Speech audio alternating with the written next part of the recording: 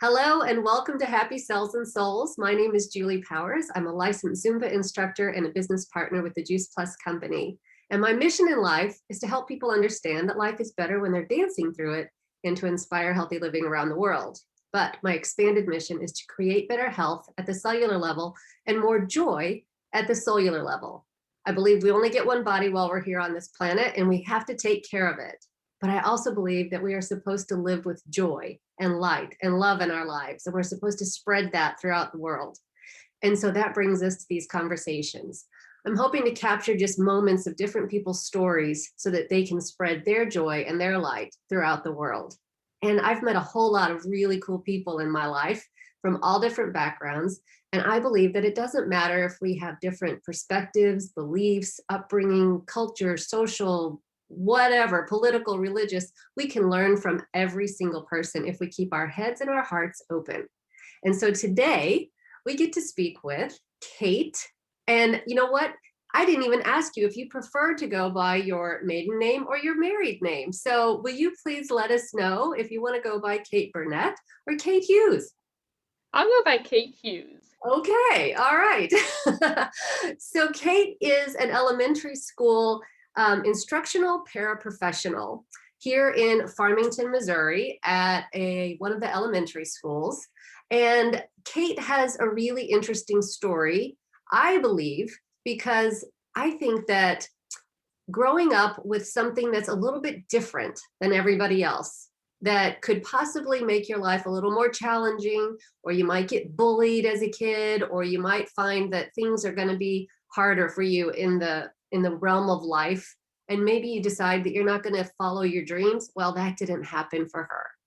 And even though you have a hearing impairment or a hearing deficit, you said that you really kind of consider yourself more in the hearing community than in the deaf community with the capital D, because you've been able to hear enough to not have to be in American Sign Language and all of these other things, right? So can you just tell us briefly, how did your parents know that you had a hearing problem that needed assistance with hearing aids? Um, so my parents, when they look back, they can see things that kind of led up to it made sense that I have a hearing loss. I would never listen to my mom. I would get in trouble all the time for not listening to my mom. I would always listen to my dad, though, because my hearing loss is in the higher frequencies rather than the lower frequencies. Um, they didn't find out really until they did one of those school-wide hearing tests that they always do at the elementary level. And the school nurse noticed that even though I could raise my hand whenever I heard the beeping, as soon as they covered their mouths, I had no clue what was going on. So that like kind of made them suspicious, and they were like, "You guys should take her to an audiologist."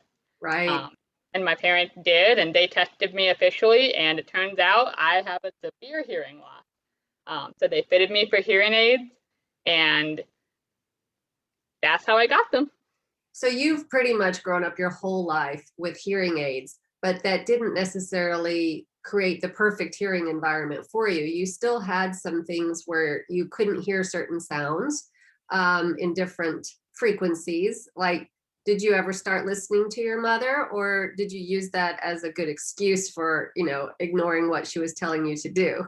Oh, they always like to say that I have selective hearing.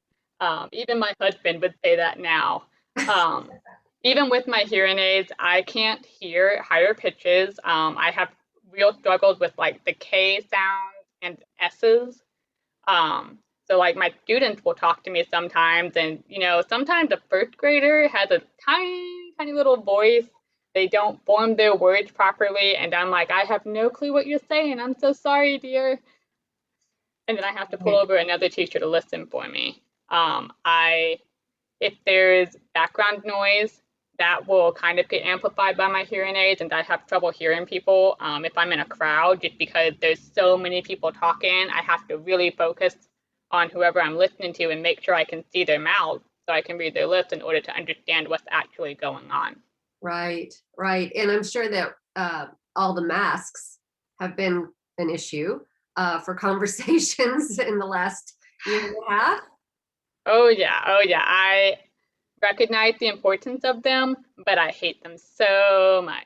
Right. Well, and I'll say that even though I have been tested recently, I had a hearing test after a conversation with Dr. Melton, an audiologist here in town, that my hearing is normal, but I still do a lot of lip reading. And masks make it very challenging for me, and I don't have a hearing deficit. And so I can't imagine what it would be like for somebody who really does have a hearing deficit. So I know that you were talking about before we hit the record button that your parents made a very conscious decision to keep you in the public school system and let things happen that way for you in terms of integrating with hearing students versus opting for a deaf school in St. Louis. And how do you feel like that helped you in your development of being able to kind of just figure things out? Tell me about that. Um, so my parents worked really closely with all of my teachers. Even if I don't remember any of the meetings they had, the fact that every single one of my teachers was willing to help. They were willing to wear the little microphone so I could have my little box that would blast out whatever they were saying at me. Teachers would take the time to put me in the front row. I just kind of learned to adapt to it. At first, I was really shy about mentioning, oh, I can't hear. I need to make sure I sit in the front. But as I got older, I grew a lot more comfortable with it because I realized that when I sit in the front, I have a much better chance of understanding everything that's going on. Mhm. If I take the time to ask a teacher, hey, we're watching a video, can we please put subtitles on? That makes it like, that helps me a lot. It engages me a lot more. If there's no subtitles, then usually I just kind of tuned it all out. Um, and then I also became an expert at figuring out how to put captions on various devices. So I really learned to embrace the weaknesses that I had. Um, because I have to admit they are weaknesses. But I also found that there are some strengths to be had with having a hearing loss. Um, Yeah, so yeah, you talked about, I asked if you had any kind of extra enhanced sensitivities and any other senses, and you said that you felt like your perception is much higher and your peripheral vision. And then that led to the conversation about being in marching band. And I will say that you came to some of my Zumba classes, and I remember one of the first times you came, you said, oh, I really like that song. That's whoever the singer was for that song. And I thought, wow, I didn't even know that you could hear the song well enough to know what song it was, you know? And so that was an eye opener for me. And that's one of the reasons that I wanted to have this conversation, because I knew that there are things about, these kinds of deficits, hearing impairments, or other things that people might have that all of us out here are going, oh, didn't know that. You know what I mean? So I just love that you're sharing your story. So can you talk a little bit about these extra sensitive things that you have? yeah. I like to say, even though I'm wearing glasses, clearly my vision is not awesome. I'm basically blind if I take them off, but I notice things a lot better. I consider myself, I have keener eyesight. I'm really great at finding earrings on carpet. And in marching band, I had like awesome peripheral vision. I was never about to run into anybody in marching band. I was always like hyper aware of my surroundings. Um, so those are things that have, I like to think they're because I'm deaf. I also think that I'm a lot more expressive because even if you're not using American Sign Language, in American Sign Language, you have to use your facial expressions and your body language to help you communicate whatever you're communicating. And even though I don't consider myself like a sign language speaker, I'm super expressive. I like to use my whole face and my whole body to talk to people, just because that kind of body language helps me understand what people are saying to me better. So I might as well reflect that back at everybody else so they can understand what I'm doing better. Right, right. I think that it's so great that when you were interested in becoming part of band, because you came from a family that was very much into band, and all the family members played something, but because you couldn't hear those higher frequencies, you talked to the band instructor about using a lower bass instrument. And you said it's like a miniature tuba that you ended up playing. And so, can you talk about that a little bit? Yeah, like you said, I come from a very musical family. I knew that I wanted to be in band. My parents were like, "How is that gonna work out?" But they worked with the band instructor, Mrs. Hook, um, and she was really helpful. She helped me test out instruments. They discovered that low brass was the best range for me because I can hear all of low brass instruments. So I ended up playing euphonium. And Mrs. Hook helped me like work with being able to get used to counting, feeling the beat rather than just relying on like listening. And then when I moved on to marching band, again, we got that question of, is this really gonna work? Marching band, you have to be able to hear the whole band. There's a lot of speaker systems involved. If the band instructor is given instructions at the top of the football field, how is she gonna hear what's going on? Um, but Mr. Balke and Mrs. Hook over at Farmington High School were really helpful. They were like, we'll make it work. And they took the time to let all of the section leaders know, hey, stand close to Kate whenever we're given instructions so that if you need to repeat something, she can understand what's going on. And all of my classmates, because they grew up with deaf me, they were really helpful. They would always help. We call it translating if Right. I didn't understand what was going on. The only struggle I really had in marching band was being able to tune my own instrument. I could tell you that it was wrong. I would not be able to tell you if it's flat or sharp, though. I would just be like, this doesn't sound right, but I don't know why. But section leaders would help me with that too. Well, I would think that because you said that your perception and your eyesight was keener and your peripheral vision, that that intuition is so much higher for you, and being able to feel the frequencies and the vibrations of everything around you would be a lot more sensitive. Oh, Um, yeah. what I love to hear is that in this school district, and I'm sure that this is true of many school districts across the country, is that the music instructors are usually going to go above and beyond to get any students involved in music. And of course, the instructors here who are amazing. And there's another conversation with Mrs. Hook in the Happy Cells and Souls library. And so I think that because you had these people kind of in your corner showing you that you want to do it, okay, let's figure it out. And you said that you just adapted as you went through life. And so you decided at some point that you wanted to be a teacher in the public school district, and you wanted to work with these kids. And wow, how does that work? You know what I mean? I don't know of any other teachers in the Farmington School District who have double hearing aids, who have a hearing loss like you do. Maybe there have been, I just am unaware, especially when you're working with elementary students. So how did that come about? You just said, this is what I want to do, and I'm going to make it happen no matter what? Or were there any hoops that you had to jump through to make it become a reality? Um, like I knew that I wanted to work with kids. I've always loved working with kids. When I lived in Florida for a few years, I was working in a preschool where my deafness was actually like a big help because I could just turn my hearing aids off if things got too loud, or just turn the volume down a little bit. I was always aware Great. of the crying kids. I always made sure that I could see them and everything, but Right, I would right. sometimes turn my hearing aids down. Um, If and only then we could when, all do that. Oh, that would be so oh, nice. yeah, when I go to concerts, I do the same thing.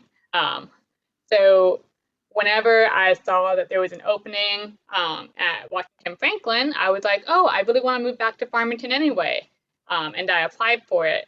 And I wasn't sure if I needed to mention it in my interviews because I know you don't have to. You're not obligated to Right. say that to employers. They have to hire you if you're suited for the job. Right. But I like giving everyone a heads up just so that they can be aware of if there's anything special they need to do on their end. Um, but I guess I was charismatic enough that they're like, "Oh, we'll figure it out." Yeah, that's And so great. far, that's how it's been. I actually try to use my own experiences to help my students. Anytime we watch a video in class, I always have subtitles on, regardless of whether they struggle to hear it or not. It's because reading the captions along with it can help with literacy skills. I like to show them sign language. We've got first graders. The very first week of school, we always introduce ourselves to our students, and I make sure everyone knows that I'm deaf, so they know if they're wearing a mask and they talk to me, they can pull it down so I can read their lips. They know that they have to be looking at me. They can't just shout out, Miss Hughes, Miss Hughes. They have to raise their hand and wiggle it around, make sure I see it. And I like to show them sign language just because I think it's fun. So one of my favorite things is I showed all of my first graders this year how to cheer in sign language so that they don't shout whenever they get excited. And now every time I walk down the hallway, the third first graders in the hallway, they look at me and they just go, and they cheer for me. And I'm just like, oh. That's so Um, great. That is so great. Oh, and I love that when we were talking that you said that you love music so much and that Phantom of the Opera is your favorite musical, and you were able to see that live at the Fox Theater in St. Louis. And so, I just think that it's really important for people to understand that it really doesn't matter if you can't necessarily hear everything, because I know people that can't hear a lot of things now for a number of reasons. Older people that their hearing is just deteriorating as they age, or people who've had injuries to their eardrums, but they're still going through life, and a lot of them don't even want to admit that they have a hearing problem and they don't have hearing aids, but you adapt. And so I love that you're doing what you really wanted to do. You're working with kids, it's working, and these kids are loving it. And you're giving those kids an experience to be more accepting of people who might not necessarily fit into the regular mold. And mhm. be on the lookout for how are people different? Let's embrace the differences instead of trying to find ways that we are oh so very different. Let's say, oh, we're oh so very different. This is cool, right? Is there Yeah. anything that you would like to talk about in the last 2 minutes of our conversation? Um, like I do have a short story. My husband and I went to the Renaissance Fair in Wentzville a couple of weekends ago. I was dressed up as Elsa because I love dressing up. And as we're walking around, I see another girl who's dressed up as Elsa. And so I waved at her and I was like, "Oh, I love your outfit." And then we got in line to do this archery stuff. And she got in line behind me. Her dad followed her, and the girl was like, "Do you have hearing aids?" And I was like, "Yeah." And then her dad points to her ears, and she's got these like lime green, bright neon orange hearing aids in her ear. And I'm like, "You're just like me." And she Yeah, was so excited. Her dad said that I made her day. And I'm like, "No, sir, she made my day." Like, I love it whenever I get to see like little kids who wear hearing aids, because then I can show them, "Hey, you're just like me. We're the same." And like, we're right, going around live. We're having fun at the event fair dressed up as Elsa. right. We get to do all the cool stuff too. So I really love anytime I get to see kids wearing hearing aids. I really love being able to just encourage them and cheer for them, and they get to see me and be like, "Oh, look, she's just like me, and she's going about life normally, so I can be Right. like that too." Well, it really is true, that saying, if you can see her, you can be her. And it's really about if you see that somebody else was able to do it. It's, when the first person broke the 5 minute mile, it was a major thing because nobody had ever done it before. But soon after that, a lot of people were beating that 5 minute mile because it was Mhm. like the barrier was broken down, and all of a sudden, yeah, we can do this. So you are doing that for so many people and inspiring people to just go do whatever it is they want to do, and don't let some issue stop you. It's not an Mhm. obstacle, it's just something to figure out how to make it work in your life. Exactly. It's not like it makes me different, but different is who I am. It's a part of me, and I'm cool with it. I figured out how to make it work, and other people can too. It might take the help of a lot of people. Um, like I had my teachers, I had my parents, even all of my friends would help me out. They would listen for me or take notes for me if I didn't understand what the teacher was saying. And then I would return the favor. If a teacher said he would only read the question once, but I saw that someone needed help, I was like, "Oh, I'm so sorry, I didn't hear you. Can you read it again?" So we would like we would work together. They would help me out, and I would also help them out of it. So it really it was a team effort, not just me succeeding in life. I needed the help of other people, and when I was able to accept the help of other people, um, like everything just got even more awesome. Well, that's great because nobody is meant to go through life alone. We are all meant to be in community, and you definitely have found yours and you're impacting the community around you. So thank you so much for being you. Yay!